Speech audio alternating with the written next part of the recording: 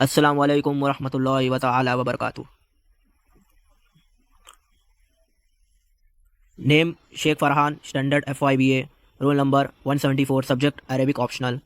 Topic Imraul case, teacher name G.F.Shaikh. Biography Imraul case.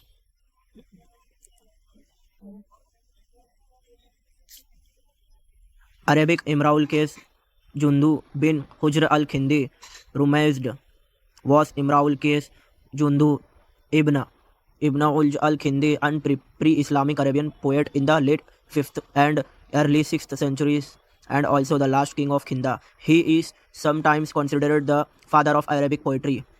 His Qasida or long poem Let Us is one of the Khifa Nabki Stop and Weep 7 Mulaqat poem prized as the best example of free Islamic Arabian verse. Imraul Qais was born in the Al-Qasim region of North Arabia sometime in the early 6th century. His father was said to be Hujr bin the Hujr ibn al-Harith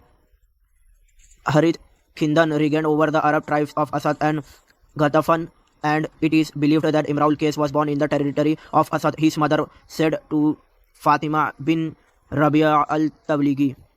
Fatima bin Rabia al-Tabligi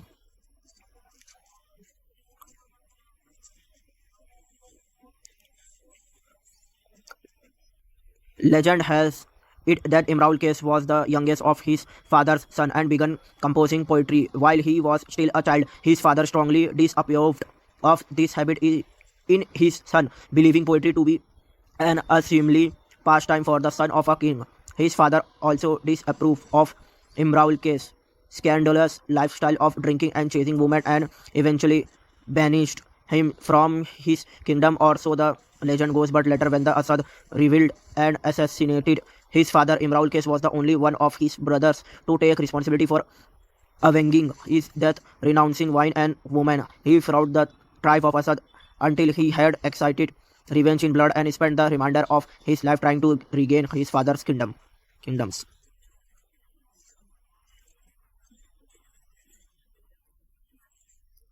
Like many figures of early Arabia, which at that time lacked a formal writing system and relied on the oral transmission of stories, the details of life of Imraul Qais are hard to determine with any certainty.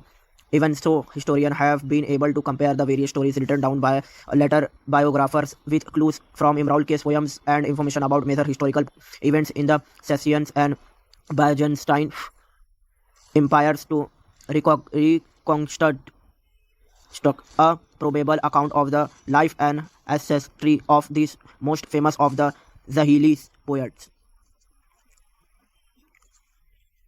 Imraul Qais, born Jundu bin Hijr al-Khindi 9496 Adal Qasim Najd, died 554, age 22 to 43, Ankara. Occupation poet, language classical Arabic, poet, pre-Islamic Arabia, relatives Muhallil uncle.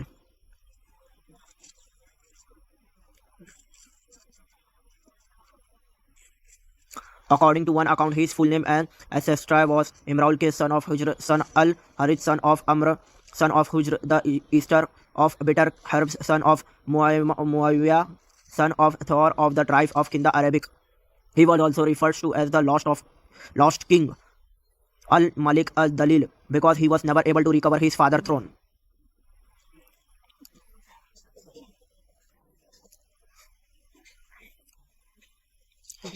The name Imraul Qais in classical Arabic, nominative Imraul Qais or Imraul Qais, accusative Imraul Qais, genitive Imraul Qais, means man of Qais. Al-Qais being the name of a pre-Islamic deity.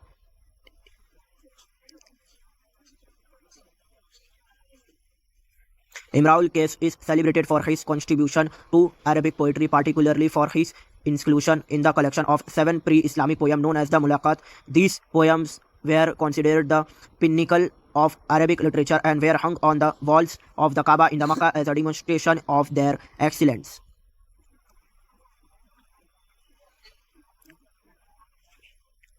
Imraul Qais' poetry was characterized by its eloquence, imaginary, and themes of love, nature, and tribal welfare. His verses often depicted the harsh desert environment, the camaraderie among tribesmen, and the pain of exile. His famous line, "I pass by ruins, and I say, were these destroyed by time or by a violent wind?" capture the essence of his reflective and melancholic style.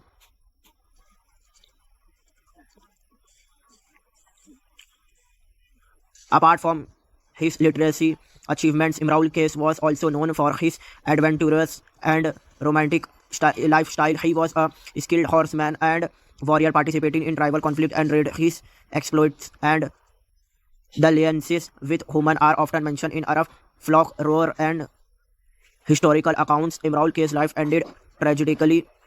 According to some sources, he was assassinated by a rival tribe, while others suggest that he died in a skirmish.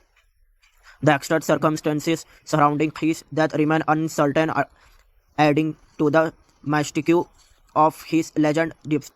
Despite his ultimately demise, Imraul Kay's poetry has endured throughout the ages, influencing generations of poets and writers in the Arab world. His verses continued to be studied, read, and celebrated for their beauty, depth, and timeless relevances to the human experience. अल्लाह हाफिज़, जज़ाकल्लाह खैर।